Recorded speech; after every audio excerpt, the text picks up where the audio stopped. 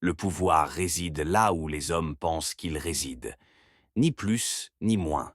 Ces mots de Varys, le maître des secrets dans Game of Thrones, posent une question fondamentale. Qu'est-ce que le pouvoir? Est-ce la couronne, l'épée ou quelque chose de plus subtil? Dans un monde où la force brute semble régner en maître, Varys nous rappelle que la véritable influence se cache souvent dans l'ombre. Mais comment cet homme, sans titre noble ni force physique, est-il devenu l'une des figures les plus influentes des 7 royaumes? Varys, surnommé l'eunuque, est avant tout un manipulateur de l'information. Comme l'affirmait le philosophe Michel Foucault, le savoir est pouvoir. Varys incarne cette idée à la perfection.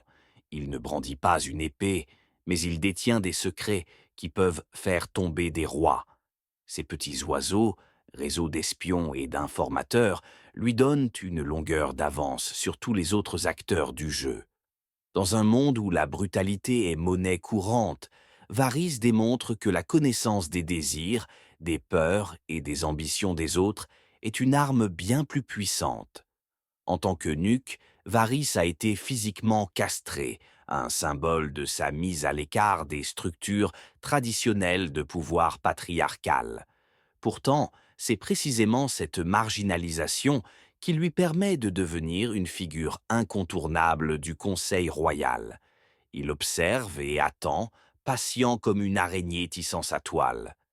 Varys, comme Machiavel l'aurait conseillé, sait que la prudence et la discrétion sont des vertus cardinales pour survivre dans un environnement aussi impitoyable que celui des cours royales. Un aspect fascinant de Varys est son insistance sur le bien du royaume. À plusieurs reprises, il exprime son désir de servir le peuple et de protéger Westeros des tyrans. Mais cette allégeance au bien commun est-elle véritablement sincère ou simplement une autre forme de manipulation?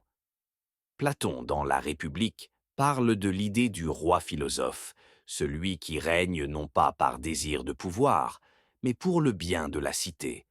Varys se place peut-être dans cette catégorie.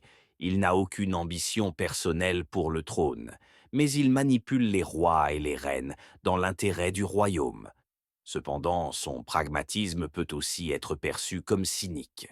Peut-on vraiment croire qu'un homme aussi rusé et calculateur soit animé par une pure bienveillance? Dans le chaos qui règne à Westeros, Varys ne précipite jamais ses décisions. Il sait que le temps est une ressource précieuse et il attend toujours le moment opportun pour agir. Ce contrôle absolu sur le timing est ce qui lui permet de survivre, là où tant d'autres comploteurs ont échoué.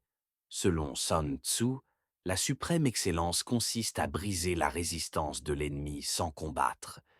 Varys illustre ce principe à travers ses manœuvres silencieuses. Plutôt que d'engager des batailles sanglantes, il exploite les failles des puissants et attend que ses ennemis s'effondrent sous le poids de leurs propres erreurs.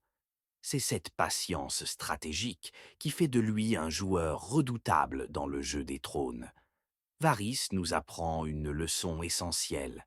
Le pouvoir n'est pas toujours visible, ni bruyant. Il est parfois discret, insidieux, caché dans les interstices du système. À travers lui, Game of Thrones nous montre que la force brute n'est qu'une illusion passagère et que la véritable puissance réside dans la subtilité. Alors que nous réfléchissons à l'héritage de Varys, il nous invite à poser cette question. Dans nos propres sociétés, qui détient vraiment le pouvoir? Est-ce ceux qui sont au sommet ou ceux qui, dans l'ombre, façonnent le cours des événements?